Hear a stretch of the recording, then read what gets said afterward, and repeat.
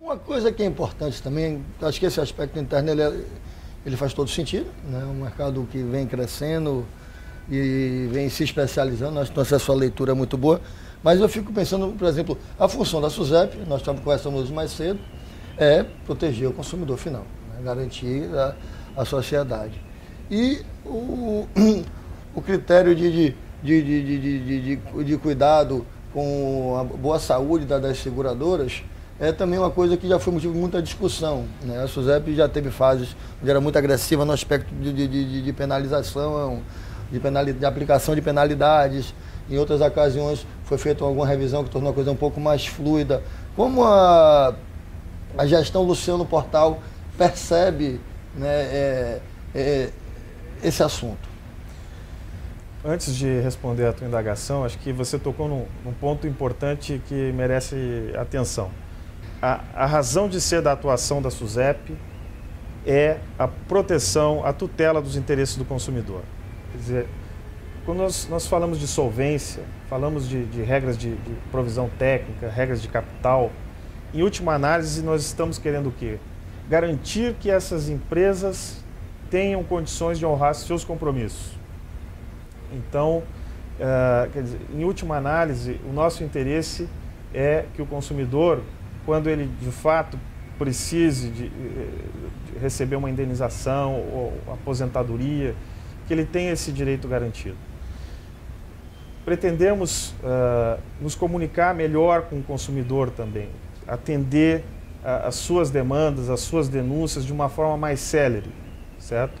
Em relação agora, respondendo à sua indagação, é uma questão interessante que talvez nós tenhamos uma outra forma de ação em relação às empresas que não estão respeitando de forma literal, estrita, as normas da SUSEP. Qual seria a forma de atuar? Uma atuação preventiva, no sentido de induzi-las a uma adequação. Hoje, se nós aplicarmos uma penalidade ou aplicarmos de forma reiterada as sanções como multa, nós estaremos, em última análise, prejudicando a empresa e colocando em risco o consumidor, aumentando esse risco. E não é esse o objetivo da autarquia. Numa situação mais extrema, quando nós intervimos numa empresa para decretar uma liquidação extrajudicial, nós estamos, ao invés de proteger o consumidor, criando uma situação em que dificilmente os seus direitos serão honrados. Você sabe que quando há uma decretação de liquidação extrajudicial, a SUSEP nomeia um liquidante que fica encarregado de vender os ativos para pagar o passivo. O que ocorre é que nós temos créditos privilegiados em relação ao consumidor. Então nós temos créditos trabalhistas, temos créditos fiscais e, se sobrar alguma coisa, nós vamos falar dos contratos não honrados. Então, penalizar não necessariamente é proteger. Exatamente. Nós precisamos induzir essas empresas a um processo de recuperação, enquanto estão em atividade. Para isso, pretendemos utilizar um instrumento já aplicado pela CVM, pela ANS, pela Previc, que é o termo de ajustamento de conduta. Atualmente não é feito aqui na SUSEP, nós até temos um plano de recuperação de solvência, mas esse termo de ajustamento de conduta ele seria utilizado de uma forma mais abrangente, inclusive para situações de processos sancionadores. Nós poderíamos ter uma interrupção do processo sancionador em razão de um compromisso de ajustamento por parte da empresa. E a tal da Solvência 2? Solvência 2 é um conjunto de regras de prudência que tem aplicação no âmbito da Europa. Entendi. Muito se tem questionado a respeito de sua aplicação no Brasil. É preciso deixar claro que nós não aplicaremos o Solvência 2 no Brasil. Nós acompanharemos, sim, a evolução técnica, os conceitos, as diretrizes que forem adequadas à realidade brasileira.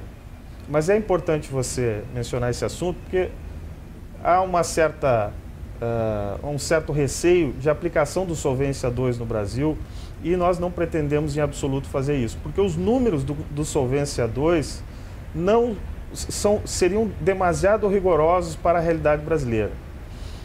E, de fato, aplicar números rigorosos, exigências excessivas no país, no momento de pujança, no momento em que nós precisamos aumentar a nossa capacidade. É o paradoxo, é o freio, né? Exatamente. Nós estabeleceríamos limites em relação à capacidade de atuação das empresas. Isso poderia gerar um efeito na concorrência, com redução de concorrência, e por sua vez, gerar um efeito no custo, onerando os preços e o consumidor. De forma que nós precisamos regular com equilíbrio, com moderação, verificando as consequências e os interesses envolvidos em cada caso. O exemplo do Solvência 2 se aplica perfeitamente aqui. Nós precisamos verificar o que é aproveitável do Solvência 2 faz sentido também, e o que faz sentido para a realidade brasileira.